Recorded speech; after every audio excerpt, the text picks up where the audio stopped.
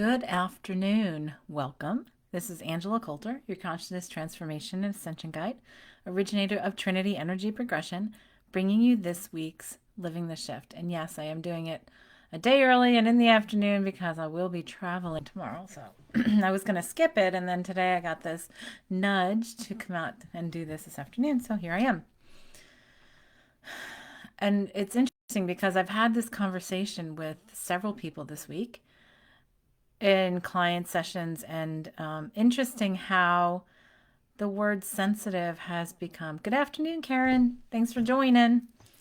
It's interesting how we have created the perception of sensitive, like the idea of the word sensitive.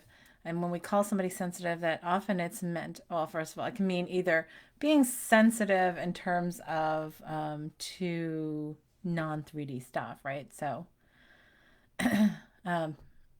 which is, a lot of the work I do. But many times we talk about somebody being sensitive or somebody being sensitive almost as a negative thing. And we have culturally decided that that sensitivity is generally a bad thing, which, of course, in judgment. Hey, Sarah. So, hey, Michael. So, it's interesting. With men culturally, we talk about how, oh, you've got to be tough and everything else. With kids, they get picked on sometimes for being sensitive, and and we perceive ourselves to be weak when we're sensitive. Taboo topics. Yeah. Yeah, so so I looked it up, right? I always like looking up what we define a word in terms of our, literature. So one of the definitions, quick to detect or respond to slight changes, signals, or influences, right? And another one was capable of perceiving with a sense of senses, right? Obviously sensitive, right? Responsive to a stimulus, susceptible to the attitudes, feelings, or circumstances or others. Now it's funny because it starts out as neutral in both of those situations, and then it goes, well, influences, right? Quick to detect or respond to slight influences, capable of perceiving or susceptible to the attitudes, feelings, or circumstances of others. And, it's funny because I had a session this morning with a teenager, and, we have really one of the sweetest beings ever. And we have really, come to this place of, sensitive is bad. It's weird, especially if you're a male, and all this kind of stuff on how, like, then we build up these negative perceptions on ourselves by saying, oh, we're sensitive. When I was, good afternoon, Gloria. I think I'm saying good morning to everybody. I'm so used to doing it in the morning. So so we've developed to this place of saying, oh, stop being so sensitive, right? Stop being so sensitive. How many times have you heard that or said that to your kids or to somebody else? Stop being so sensitive about something. And we have a negative connotation about the word. And so Sarah says it's uncomfortable for others. Yeah. So here's the thing. What I told this beautiful child when we were talking about this was, so let's look at the positive side to sensitivity. So what do you like when we talked about, well, what do you like? What makes you, what makes you tick? What do you think is wonderful about your surroundings? And, the child starts talking about how they love butterflies and, plants and flowers and, and how they have their own personality and animals. And I said, okay, so how is that a bad thing? Well, other kids pick on them for being sensitive or weird. And I said, well, but how about if you turned it around to say, being that way opens the eyes to others who are not, who are sort of closed down, right? Who close their perception and their senses off, right? So if you think of the capable of perceiving with the senses, many times it's just a matter of Well, we shut things down in 3D, right? How many times do we pass something that might be right in front of us that we're not even paying attention? So when we talk about sensitive in terms of energy and the bigger thing, we talk about, being empathic. And I say to many that, we talk about being empathic as, a special thing, and that it's negative, and that it's, a something that makes us, it's something we have to serve with and all that kind of stuff, and it makes us uncomfortable. Well, and the thing is, why does it make us uncomfortable? Because we feel like we're vulnerable to it, that it makes us weak, that it makes us vulnerable to others, that we are under the influence of things. And so, what I have spoken with so many about over the years is the fact that actually you can utilize that and shift that to a strength. So, it was interesting because after I had this conversation with this child, and like I said, this is like I think the third conversation I had in 3 different sessions on the same topic this week, which is what then was like, oh, yeah, you want to talk about this in totally different perspectives. One was a man, and was a child, another was a woman, so it's all from these different perspectives. But I'm like, so when you allow yourself to be sensitive, right, and you perceive the flowers, and so sometimes then the mind gets overwhelmed, right? So that's when we have things like autism, we have things like that shutting down as an empath and things like that. And so part of what is important is learning how to manage it or expand your energy to be able to accommodate the sensitivity. Because I feel like there are many, many of us who are, first of all, have awakened to our own sensitivities, right?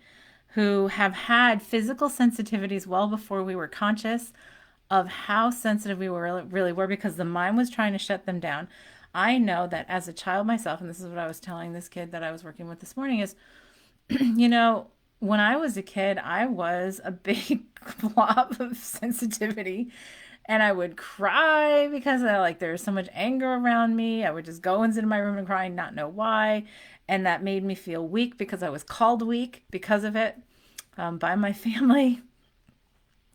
And so then I became tough, right? Because we glorify being tough, meaning we glorify being shut down. Hey, Sandy. And so we glorify being shut down. We glorify that, being strong. And I mean, I did too. Like, I was so proud of how well I could control that and that I shut it down. And yet I was always utilizing it, even though I didn't know, even though I wasn't even conscious of it. I sort of like blocked that from my ego. And yet I still utilize that ability, because here's the thing: at the end of the day, when we are sensitive, it's only to me, if you're using your senses, it's only to me about connection. And when you allow yourself to release the separations and the blockages that we create in duality and separation, we are very sensitive to, sometimes it's like what I call the princess and the pea syndrome, right? Something that's so tiny can feel so big. And we get so shaken by it, and we then try to, shut that down, or we let ourselves become victim to it. And then we believe, because we believe, so many people say that's weak or whatever, we say that's bad, we say that's uncomfortable. It's like saying, okay, at some level we believe that causes you to be a victim when we're sensitive, right? But it's not. It's actually one of our biggest powers. It is our divine power, because I have found that as I am consistent in my self work, as I'm consistent in doing, like meditating and connecting into my non physical senses, always, that I can detect such small, minute shifts in the collective, in somebody around me, and it's not taking them on. So that's the managing it, right? We learn how to manage it in terms of being in this world and not of it, in terms of being connected to all and not taking on everybody else's stuff. And that's really the biggest task here, is to say, okay, how do I have an outlet, or what do I do as an outlet when this comes through?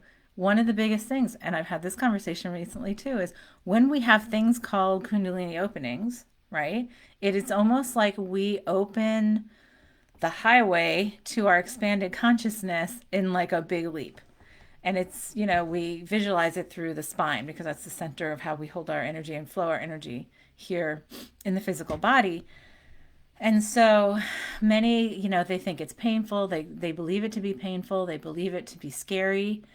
And so, somebody I was talking to not too long ago about was going through this. And I had it 12 years ago when it first started happening, in a really big way. And so, like, your body doesn't know what to do with it because it's a completely new level of energy than what we've been holding in our physical bodies before. I believe that's why we have a lot more autistic people in this reality, and that we've created situations that have that have created autistic individuals in this reality, like many more than we've ever had. And others that are like, you want to talk about ADHD and all that kind of stuff. It's the same kind of thing. It's the same kind of energy where we have this really huge influx of energy that's being held in these physical bodies that are still evolving. And they were sort of like at this one place that we had them set in the DNA, and we're changing them. So we're allowing them to expand, right? And so, but we're used to expanding in a certain way. And so when something happens, like the Kundalini opens, it's like, bam, you can even become like that, right? You can become challenged and focusing and functioning here in the 3D. And so when I was talking to this one individual not too long ago about going through the Kundalini, the Kundalini openings, and I said, do you walk? Do you run? Like when that happens, how do you, what do you provide an outlet? It can feel sexual to the body because it's very similar in terms of vibration. And so I'm like, well, there's those outlets. But then I know that doesn't appease it because it just gets bigger and bigger and bigger. And so I said, well, the thing to do is to accommodate your body, to shift your vibration so that your body just accommodates that energy in a much easier fashion. And to allow yourself, like all you can do is change yourself to allow it to know that this is going to help you expand into a new level of remembrance, to combine what you are in the mode of consciousness of, like in your thinking and thoughts and everything else, and your former level of consciousness to encompass even more and create like another bigger, more incredible version of you, like in terms of how you're embodied here and and how you see and perceive and experience. And so when I said that, I was like, so when this happens and the energy just feels, have a creative outlet. Do you have any creative outlets, right? Do you paint or draw or write? I wrote a lot, some of the most amazing stuff. I go back and read when I was going through all that. It was just incredible, like tapping into that energy, and like, it's like, oh, and it's orgasmic. It's beyond that, because when we allow it to be something we embrace, right? And sort of not, I don't want to say a rite of passage, but it really sort of is. It's like almost like claiming our divine right of how we can expand our energy in these bodies. Then it becomes a much easier experience, right? So I worked with this individual, and I told him, okay, go and do this, and use a creative outlet, or you go walking, you go running, you go to the gym, do some kind of workout, you can do all kinds of stuff that will funnel it. And all you need to do in your own work and your own meditation is allow yourself and trust. Allow your body to expand so that it easily accommodates the energy. And because when I learned how to do that, or when I was guided or listened to guidance about doing that, it became so easy and it was so enjoyable. And then I was like, oh, well, what else can I do as an outlet? So that's really part of where we're going at. So it's like, we're not used to, first of all, we're penting up our energy more than ever, especially look at this past year. Like, so many people have been sitting in front of the TV, in front of the computer. But yet some have gone the other direction of being more active and working out more and stuff. And I think that accommodates these shifts of energy so much more than when we just sit there and then stress about it. Because when we stress about it, we try to shut down, and our expanded self is going, oh, no, no, no, no, no, no, no, no, we're going to expand that. What happens with that is that can become some really intense sensitivity, right? And when we start to Again, so when we start to translate that into being sensitive, you know, we talk about, people's skins being oversensitive. Why are they oversensitive? Look at all the chemicals and toxins that we put in things that are not really, aligned with the chemistry of our body. But also, we are having a lot of like inconsistencies in energy all around us. And we're all over the place in terms of our awakening individually. And so I feel like a lot of that sense, like when you're sensitive and open to it, it can feel like the bumper cars. And Sarah Siviavnioni and I talked about this on our Ascended World podcast on Monday, not too long ago.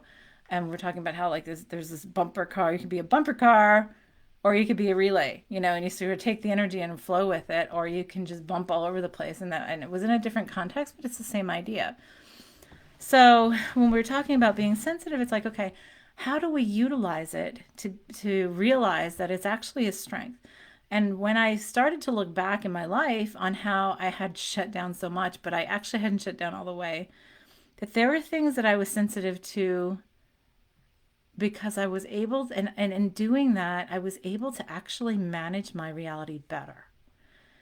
Because I could feel how people were feeling. I could read a room really easily. I could walk into a room, there could be a dozen people, and one person could be upset and not showing it, but I would be able to pinpoint their energy and know immediately. And then afterward, I'd be like, oh, so how are you? And what's, and they would just be like, how do you know? That's sensitivity. And it's whether you're talking about, psychic sensitivity, it doesn't matter. We all have the same. It's a matter of how much we tune into and allow. And when we shut it down for too long, all of us, because we all have it, when we shut it down for too long, it starts to wreak havoc in our physical bodies. Allergies, look at how much they're wreaking havoc in our culture, right? Allergies, rashes, autoimmune disease, because we're shifting and we're not allowing our bodies to accommodate. And these are part of the causes of sensitivities. Autism, and the experience that I've had with those directly and indirectly, it has to do with that they're embodying this huge amount of incredible energy, and their bodies are only using the old DNA or the old blueprints to allow certain energies through, which creates a huge friction and just this huge, same thing with ADHD, ADD. There's all this energy, and the body's going, how do I let this out? And yet we have a much more, what's the word? We have a much more, I can't think of the word. We have a society that is very non flowing, right? In many cases, because there's so many who sit in front of the TV so much, sit in front of the computer so much, sit and look at their phones, sit and play video games, and there's all moderation and all of that. But in moving, it's like that relay race versus the bumper cars. So we're able to, like when we move the energy, when we move energy within our bodies, when we actually are actively more in movement and utilizing that. And that can be whether it's physical activity or, I call it creative outlets, or being out in nature, right? Because being out in nature naturally expands our capacity to embody energy, the divine energy, and all that kind of stuff that helps us to allow it to flow, right? And allow it to be the relay versus the bumper cars. So what we had in the discussion, I had in discussion with this person and then with the others this week that had to do with it as well. Okay, it's not, we judge ourselves and call us, weak by saying that we're sensitive, but it's actually the strength of our divine connection to be sensitive, because if we allow this divine connection, then we're all completely connected. And if we are denying that connection, that's our weakness in many respects. And I'm not saying that with any judgment, but that's where we cut ourselves off from everybody else. And so we stop seeing how things are interconnected. We stop seeing and feeling how to flow with the whole, and instead we still continue to do that whole bumper car thing, and sometimes feel like we're banging our head against the wall. So if we step back, and what I was talking to this kid about today is, if we step back and we listen, and we quiet the chatter, and allow that sensitivity. What if we started to realize and started to like change the inner talk to, well, this is part of my divine right. This is part of my strength. This is part of like the amazing being that I am. Because with this, I know how everything, I can feel the connection in everything. And then I start seeing the bigger picture so much more easily. And when I start to allow myself to flow with that instead of letting it bounce off me and getting overwhelming, I can learn how to expand my energy to accommodate my physical body to accommodate that energy. And ask and set myself to be able to perceive how to function productively and optimally while I'm embodied here, while I'm allowing that extra amount of energy to flow through.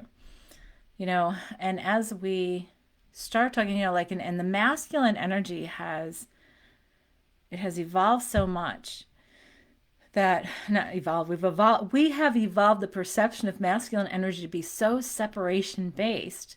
And it is such a challenging thing for most men in culture to allow themselves to be sensitive, and this one man that I was working with the other night too, we've talked about that, and he has really stepped into his authenticity and allowed, after a whole lifetime of having shut down and held his feelings inside, allowing it to come out and be honest and being far more authentic. And it's like his ego is constantly chattering at him of like, oh, what are you doing? That's not being a man. That's, da da da. And it's like, but that's being a divine being. And when we're a divine being, we're not a man or a woman. We're all of it. So it's a completely different experience. And then it's to get ourselves transcendent to how others judge us, because, talking to the teenager, well, teenagers, we are all, teenage years are the toughest years in terms of knowing where we fit, feeling like we need to fit, feeling like, how do I do this? How do I be an adult and a kid? How do I navigate when I have so many who are still being taught to shut down and that it's bad and weak to be sensitive, to be open, and to be connected, and it's really the realization, because when you can start to see yourself in a place of love and know that this is actually part of my unique ability of me, as the same as we all are, and those abilities, we also have those unique parts, abilities that we create through that connectedness. And so, it's a beautiful thing to watch when you look at and you work with somebody or interact with someone who is really starting to step into that and allow it and not feel ashamed of it, right? Because we have created the culture of it's shameful to be sensitive. When I feel like the more that I do this work, the more sensitive I get, and when we become more multidimensional, I mean, it's such a different level of sensitivity to feel, not when we allow ourselves to remember how multidimensional we are, the more and more we allow that into our consciousness, the more sensitive we get. But then it's a matter of knowing that I'm all of this. So it's not going to take me over. It's not going to, overcome me. I can actually manage it and enjoy it and flourish in it. Right. And so when, we have these cultural mores and these expectations of what people are supposed to be like, as long as we still teach our kids, as long as we still teach our men to, shut down, that they have to be strong and whatever, it's going to still be a friction. And as we are awakening more, guess what? The expanded self is going to break through eventually. And then in the process, it causes a lot of friction because you have the ego judging internally. And, when I was talking to this kid, I said, okay, so the first thing we're working on together is changing the self-talk, changing the negativity. And, the man that I was talking to the other day about it was like, it's a constant conflict with my ego going, just shut down again. This is just too much work. And I'm like, it's not. And he goes, no, I know it's not. It's just so much of a habit that it feels easier to the ego than to stay open and authentic, because then the ego believes, oh, well, that makes me weak. And it's like, no, but when we stay open and authentic, right? Here's the thing to change or to recognize. As we said, Michael says, and someone is not without when a man acts a different way, right? So, but I suggest, well, now I just totally lost my train of thought. Um, oh, when we stand in authenticity and we're not afraid of who we are, and we accept our sensitivity, we accept, and to me, I see sensitivity as connectivity, and that's what I said to everyone, and even the woman that I was working with. It's like, it's connectivity. And yes, we can manage it in a way that we can just expand our capacity to live as a part of these larger, levels of energy. And then we actually help teach others just by being our authentic self. And when we are our authentic self in that connectivity, regardless of whether we're a teen, a kid, a woman, or a man, it makes no difference. When we show that we're all the same from that level of connection, then more and more actually can use that as an example instead of as a minority, right? Or as something to make fun of, because then eventually it's like, oh, well, wait, well, if that person can do that, maybe I can. Or if those people can do it, maybe I can. Or if that person can be the example, well, then maybe I can. What I tell people all the time when I work with adults is, if you have kids and you shift into a place of this authenticity and your self-nourishment, and that you focus on your self-love, guess what? Your kids are going to learn. They're going to learn how to do that. They're going to learn that they can do that too, that they have permission to do that too. And the more we perpetuate self-denial, separation and shutting down and not being sensitive, the more we perpetuate that to continue, and then it becomes bigger. Now, here's the thing that I started getting to earlier, is that when I feel like the last couple of generations of kids that have come in are holding a much different level of energy than our bodies formerly held. And I feel like that's why we have such an onslaught of autism and ADD and ADHD, because I feel like there's not culturally yet been a massive acceptance of how to expand and focus on how to expand and allow our bodies to shift, because we can shift them. It doesn't matter how we created our DNA when we were first born into the body. We can also change it and reprogram it, and then we can let go of all the things that we shut it down with. It's sort of like, I'm seeing like clothesline clips, right? Like unclipping all this stuff to allow the expansion.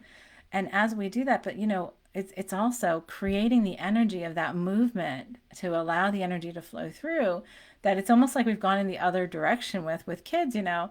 I always thought it was funny, as my kids are in their 20s now, like they only had in high school like one day a week of physical activity, or phys ed, right? And we had them in other stuff, martial arts and things like that, and we were always a very active family. But so many kids, they come home and they play video games, and it's just a cultural thing. They sit on the computer, and now they were home for so long and everything else. And what was great is that I did see kids come outside again and start using their bikes, and you see them in the neighborhood a lot more than we used to.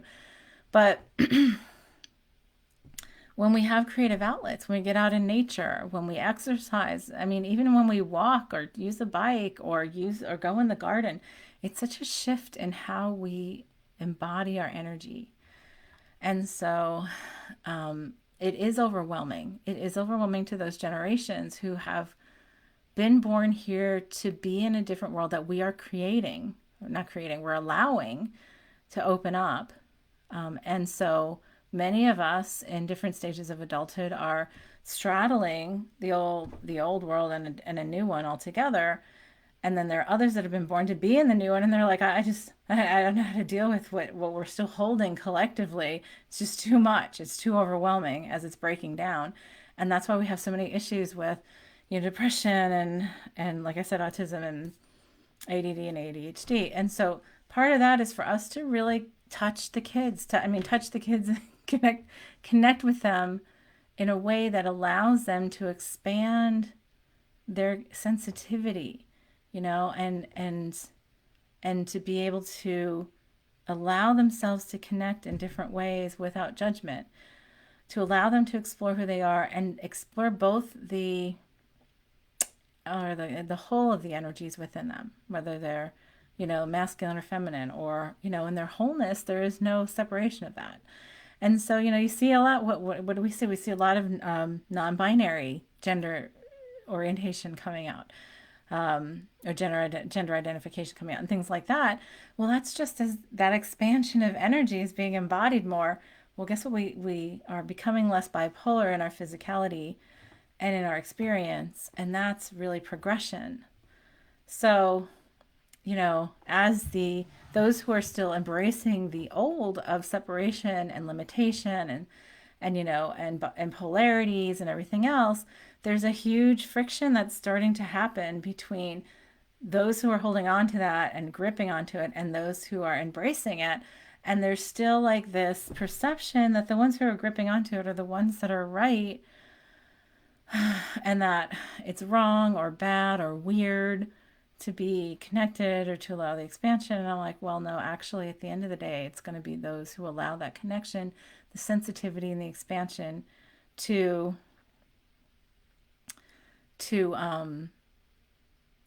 really lead the way. And that's going to that is shifting. It's just a matter of staying conscious of it. Michael says, I love the language of gender being more fluid creates a different picture. It does.